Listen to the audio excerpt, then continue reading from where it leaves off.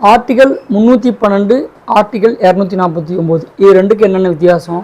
இது previous year கொஸ்டினில் கேட்டிருந்தது.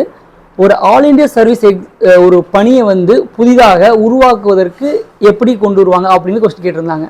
இது ஆர்டிகல் 312 யூஸ் பண்ணி ராஜ்யசபாவில் தீர்மானம் கொண்டு வந்த அடிப்படையில் 3ல் 2 விழுக்காடு சப்போர்ட் வேணும். அதுக்கப்புறம் பாராளுமன்றத்துலேயும் சப்போர்ட் வாங்கி இதை கொண்டு வந்துடலாம். இது ஒரு பாயிண்ட். அது ஆர்டிகல் 249 மாநில பொதுப்பட்டியலில் இருக்க ஒரு யூனிட் மேலே சென்ட்ரல் கவர்மெண்ட் வந்து மத்திய ராஜ்யசபாவில் வந்து ஒரு தீர்மானம் கொண்டு வருவாங்க. அதுக்கு இந்த அதிகாரத்தை பற்றி சொல்லுது ஆர்டிகல் 249. இப்போ இந்த ஐஏஎஸ் ஐபிஎஸ் ஐஎஃப்எஸ் எல்லாம் கேள்விப்பட்டிருப்போம். 1947 வந்து பார்த்திங்கன்னா ஐஏஎஸ் ஐபிஎஸ் மட்டும்தான் இருந்திருக்கும்.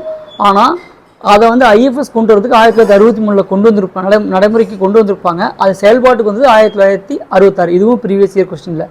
சரி, இந்த ஐஏஎஸ் ஐபிஎஸ் ஐஎஃப்எஸில் வந்து இது யார் கண்ட்ரோலில் இருக்காங்க? யூபிஎஸ்சி எக்ஸாம் வச்சு எடுக்கிறாங்க. ஆனால் அவங்க ஸ்டேட்டுக்காக வேலை பார்க்குறாங்க. இதில் நம்ம புரிஞ்சுக்க வேண்டிய ஒரு விஷயம், இமிடியட் கண்ட்ரோல் வந்து ஸ்டேட்டுக்கிட்டையும் அல்டிமேட் கண்ட்ரோல் வந்து சென்ட்ரல்கிட்டையும் இருக்கும். இதெல்லாம் தாண்டி நம்ம என்ன பார்க்கணும்னா, இந்தியாவோட நிர்வாகத்தோட சீரமைப்பும் ஒழுங்கும் ஒரே மாதிரியாக இருக்கணும், ஒரு வலுவான கட்டமைப்பு வேணும். அப்படிங்கிறதுக்காக தான் இந்த அகில இந்திய பணிகள் வந்து கொண்டு வந்திருக்காங்க. இந்த அகில இந்திய பணிகளுக்கும் சென்ட்ரல் சர்வீஸ்க்கும் என்ன வித்தியாசங்கிறது அடுத்த வீடியோவில் பார்ப்போம். உங்களுக்கு தெரிஞ்சிருந்தாலும் நீங்கள் கமெண்டில் சொல்லுங்கள். நன்றி, வணக்கம். இன்னொரு இன்ட்ரெஸ்டிங்கான ஃபேக்ட் கொண்டு